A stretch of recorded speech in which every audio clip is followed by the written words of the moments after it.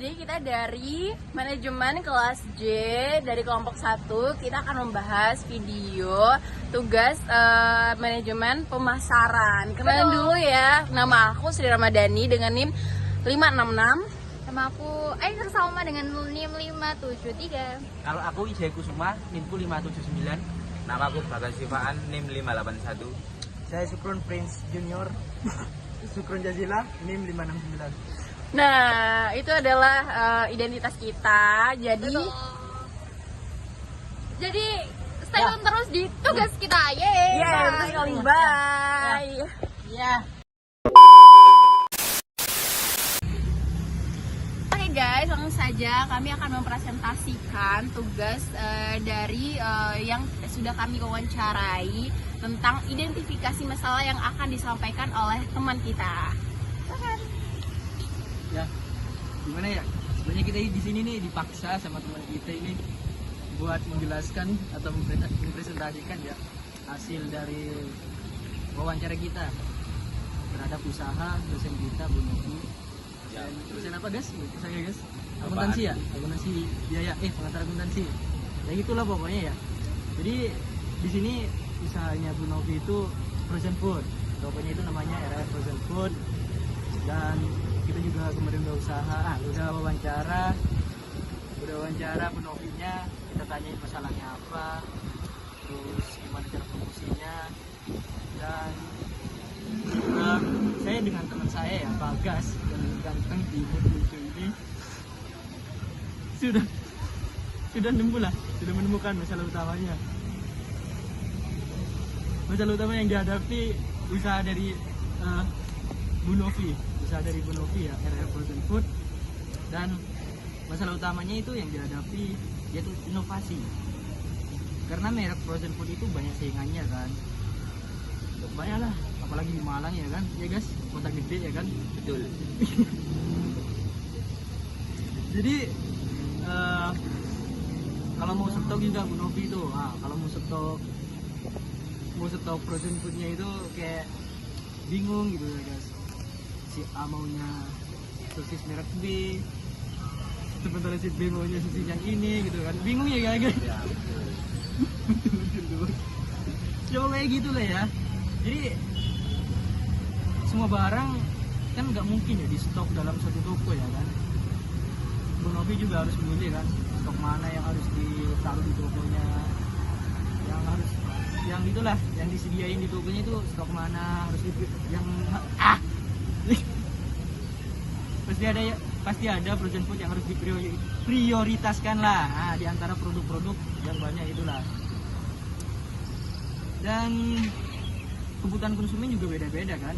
Jadi Bu Novi juga pasti mikirnya, sosis Kenzler ini udah paling banyak peminatnya gitu, jadi lebih milih Kenzler daripada sosis So Nice gitu ya kan guys. Walaupun So Nice ini juga banyak yang pengen kan, tapi Kenzler lebih banyak menurut saya. Ya menurut Bu Novi juga gitu. Langsung saja sih guys, apa sih guys itu urgensi masalahnya gitu yang harus diselesaikan guys. Langsung saja guys ya. Berikut yang dibahas urgensi masalah. Yang pertama, kita melakukan analisis produk terlaris. Gunakan data penjualan untuk melihat yang mana produk permintaannya yang paling tinggi. Kita fokus di produk itu. Dan juga bisa menggunakan sistem pre-order. Yang kedua, menjelaskan tentang sistem pre-order atau made to order. Kita bisa menawarkan beberapa produk yang tidak terlalu populer melalui sistem pesan dulu baru diproduksi. Dan yang ketiga, bangun inovasi melalui kurasi produk. Jadilah kurator produk frozen food, bukan hanya penjual. Pilih merek yang kualitasnya. Dan keempat adalah inovasi dalam layanan dan pemasaran. Bukan hanya inovasi produk, tapi juga cara menjualnya. Contohnya gimana kan? Contohnya bisa berupa paket bundling, yaitu bisa berupa sosis, kentang atau cancel. Oh gitu ya. Terus Kang gimana Kang? Dan layanan lainnya bisa berupa layanan antar cepat seperti delivery, sistem membership atau poin pelanggan. Ini mah kayak gitu ya Kang? Kayak Alfamart atau Indomaret kan kalau di sini? Ya betul. Wah oke. Terus Kang? Konten edukatif di media sosial tentang cara menyimpan frozen food yang benar. Oke, yang selanjutnya ya, nomor 5. Dan ini yang terakhir juga ya. Jadi yang kelima ini bangun komunikasi aktif dengan konsumen. Nah, jadi kita perlu membangun komunikasi ya yang aktif dengan konsumen. Sebenarnya caranya sederhana sih. Misalnya dengan membuat survei kecil atau polling online lagi itu untuk mengetahui produk apa yang paling disukai dan produk apa yang kurang diminati oleh konsumen. Terus dengan begitu kita nggak cuma menebak-nebak tren pasar gitu, tapi juga paham gitu apa yang disukai konsumen, apa yang nggak disukai konsumen. Jadi hasilnya kan keputusan dalam menentukan stok produk bisa jadi lebih efisien, bisa lebih tepat sasaran lagi tuh dan sesuai dengan permintaan konsumen. Ya begitu sih. Jadi kesimpulannya kita memiliki 5 saran untuk masalah yang dihadapi Bu Novi. Apa aja? Apa aja? Lakukan analisis produk, gunakan sistem pre-order atau made to order. Yang ketiga, bangun inovasi melalui kurasi produk. Dan yang keempat, inovasi dalam pelayanan dan pemasaran. Dan yang terakhir, bangun komunikasi aktif dengan konsumen. Ya pokoknya gitu lah ya guys. Kalian kalau kurang paham tonton lagi lah sampai 10 kali, 100 kali, 1000 kali sampai paham lah. Kita juga udah capek ya guys dari pagi kelas sampai sore. Ini baru selesai kelas ini langsung ke sini buat video. Tolonglah buat bapak pemasaran ini. Bapak siapa namanya guys? Bapak Ardi. Jangan terlalu banyak tugasnya Pak. Ini kita ya sempoyongan Pak. Mana ada praktikum Pak. Ada juga MSDM, MO, proposal kewirausahaan. Pokoknya terima kasih lah ke Bagas ya yang udah ngejelasin tadi, sama teman ini Sri yang ngevideoin dari tadi. Ya, see you. Oke guys, sekian dari kami. Terima kasih, kurang lebihnya mohon maaf. See you. Warahmatullahi wabarakatuh. Saya akan membahas analisis konsep pada usaha yang dilakukan oleh Ibu Novi Puji Lestari. Jadi Ibu Novi Puji Lestari adalah seorang dosen pada Universitas Muhammadiyah Malang. Beliau juga memiliki usaha frozen food, yaitu Frozen Food RR. Yang pertama, analisis perbandingan. Penjual semua produk, berikut perbandingan antara dua pendekatan atau kedua pendekatan yang mungkin dilakukan oleh Frozen Food RR. Yang pertama, menjual semua produk dan semua merek. Kelebihan, konsumen merasa pilihannya banyak. Jadi konsumen merasa pilihannya produk pada Frozen Food Ibu Novi itu banyak dan konsumen tidak bingung dalam memilih produk tersebut. Yang kedua, dapat melayani berbagai segmen.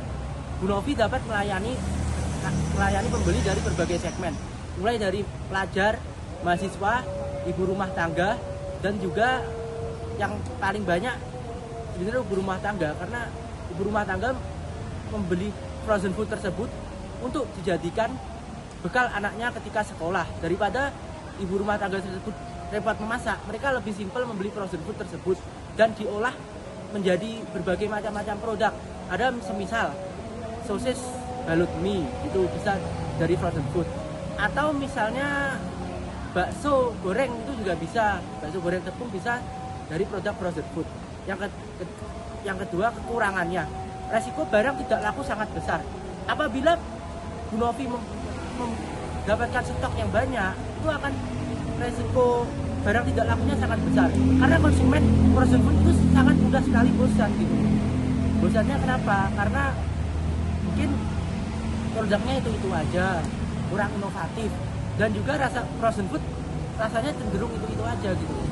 Yang kedua, modal harus besar untuk stok banyak barang sekaligus.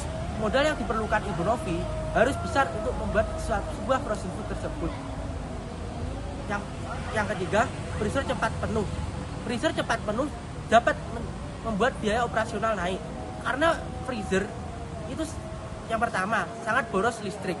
Apabila barang menumpuk dan tidak laku, maka Bu Novi akan terbebani oleh biaya operasional dari membayar listrik, seperti membayar listrik gitu, tagihan. Karena membayar listrik juga mahal gitu loh untuk saat ini. Yang keempat, sulit melakukan kurasi produk.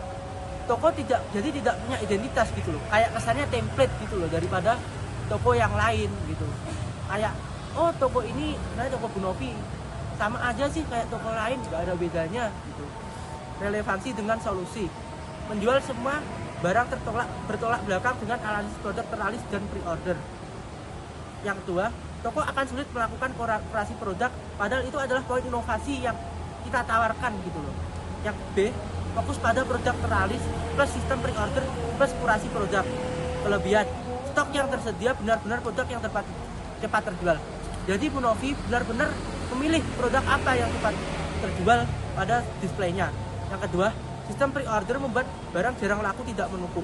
Jadi kalau menggunakan sistem pre-order, konsumen memesan produk apa yang diinginkan kepada Bu Novi, maka Bu Novi akan memesankan kepada distributor. Jadi tidak terlalu menumpuk produknya gitu loh di freezer.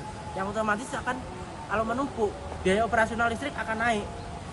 Ketiga, kurasi produk membantu toko dikenal sebagai toko yang ahli, bukan hanya penjual. Jadi toko Bu Novi di mata konsumen akan dicap toko spesialis frozen food, bukan cuma jualan frozen food kayak misal mohon maaf gitu, toko di pinggir jalan kan oh cuma frozen food aja gitu, nggak ada ciri khasnya. Yang kedua, modal lebih efisien, perputaran uang lebih sehat, jadi modalnya lebih efisien untuk membeli produk, jadi tidak perlu mengeluarkan uang banyak-banyak hanya untuk sebuah modal dari distributor. Kekurangannya, pilihan produk lebih terbatas, jadi konsumen begitu membeli pada produknya Bu Novi, oh kok itu aja gitu loh, kemarin perasaan aku di sebelah banyak, di sini kok itu aja gitu. Yang kedua, butuh riset rutin untuk melihat tren penjualan. Jadi Bu Novi memerlukan riset yang rutin dan efisien untuk melakukan tren penjualannya. Oke, strategi utama yang dipilih dari analisis di atas dan alternatif solusi yang kita berikan, strategi utamanya dirumuskan menjadi strategi spesialisasi terarah, fokus pada produk teralis, gunakan sistem pre-order untuk produk non populer, dan bangun inovasi melalui kurasi produk. Analisis ini memiliki 3 implementasi utama. Analisis produk teralis. Yang pertama, gunakan data penjualan untuk mengetahui produk yang paling dicari. Kita jadi Bu Novi mencari produk apa yang sering dicari oleh konsumen dari data penjualan produk yang sering dibeli oleh konsumen. Yang kedua, fokuskan stok pada 5 merek dengan permintaan tertinggi. Bu Novi tidak perlu fokus misalnya 10 merek, 11 merek, itu tidak perlu. Bu Novi cukup perlu 5 merek saja dengan permintaan konsumen yang tinggi. Itu aja. Yang ketiga, produk jarang laku dialihkan ke sistem pre-order. Jadi produk-produk yang kurang laku di mata konsumen, Bu Novi bisa membuka pre-order pada Instagram. Jadi konsumen yang akan membeli bisa DM Bu Novi dan menanyakan produk tersebut. Yang kedua, sistem pre-order. Untuk produk yang tidak terlalu populer, gunakan metode pesan dulu, baru dikirim kepada konsumen tersebut. Yang kedua, menghindari stok menumpuk dan freezer penuh. Hal itu bisa dilakukan untuk menghindari stok freezer penuh, karena freezer pada usaha frozen food kebanyakan terbatas dan kapasitasnya kecil. Yang ketiga, memenuhi permintaan pelanggan tanpa harus menyediakan semua merek. Jadi kita bisa memenuhi semua permintaan pelanggan tanpa menyediakan semua merek gitu loh. Yang ketiga, kurasi produk sebagai inovasi. Toko bukan hanya menjual, tetapi menjadi contoh frozen food. Jadi yang dimaksud contoh frozen food itu adalah sebagai contoh daripada usaha-usaha frozen food lain gitu. Yang kedua,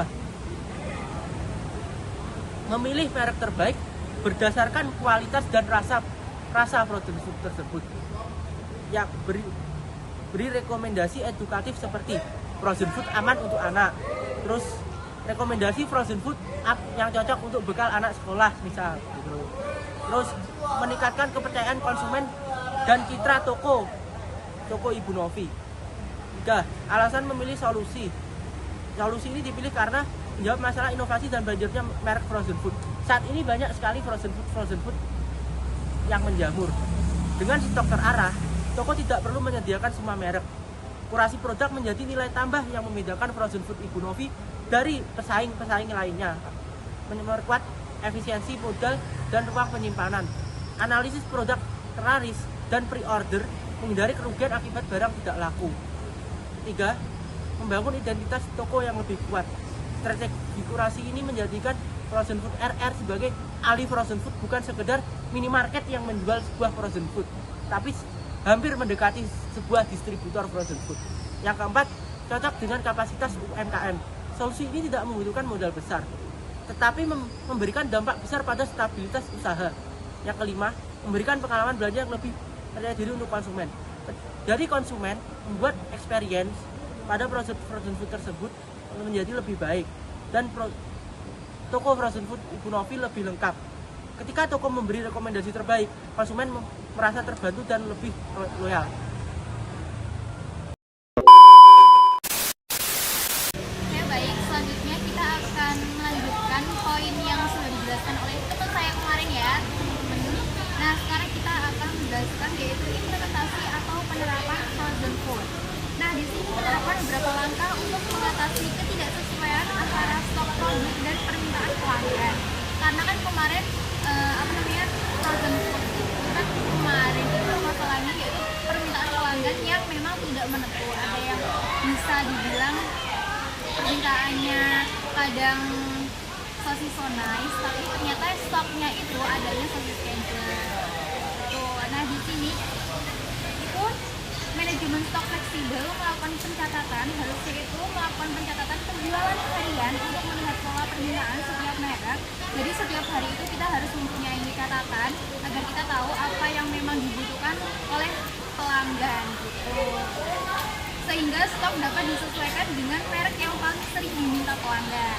Lalu yaitu selanjutnya ada sistem safety stock, yaitu menyediakan stok pengiriman khusus untuk merek yang permintaannya memang sering berubah-ubah, seperti so nice, agar tidak sering terjadi kehabisan saat pelanggan meminta.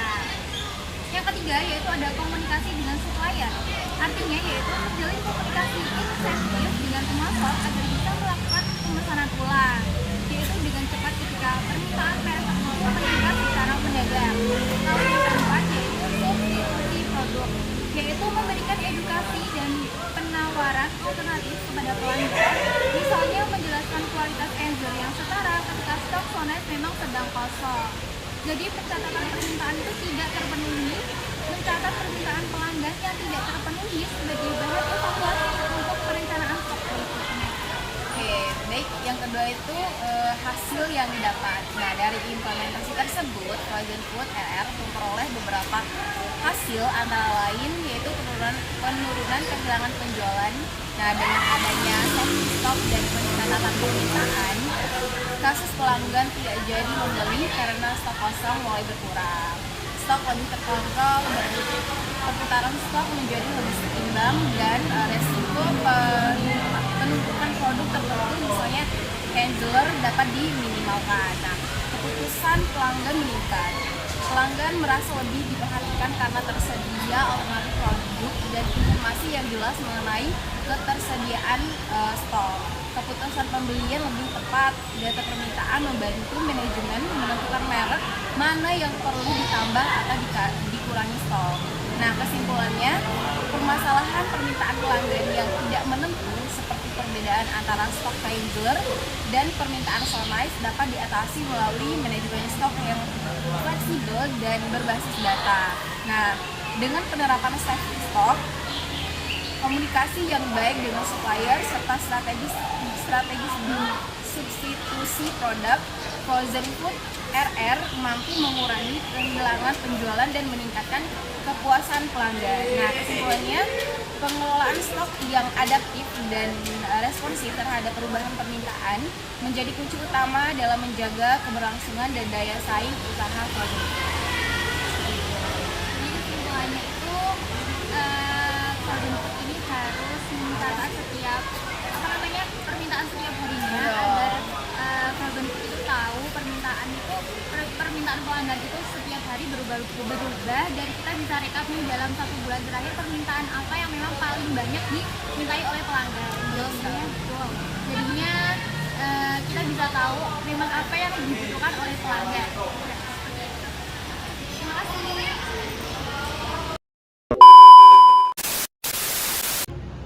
Oke, semoga materi yang kami sampaikan lewat video ini dapat teman-teman pahami. Kurang lebihnya kami mohon maaf. Sekian dari kami. Wassalamualaikum warahmatullahi wabarakatuh.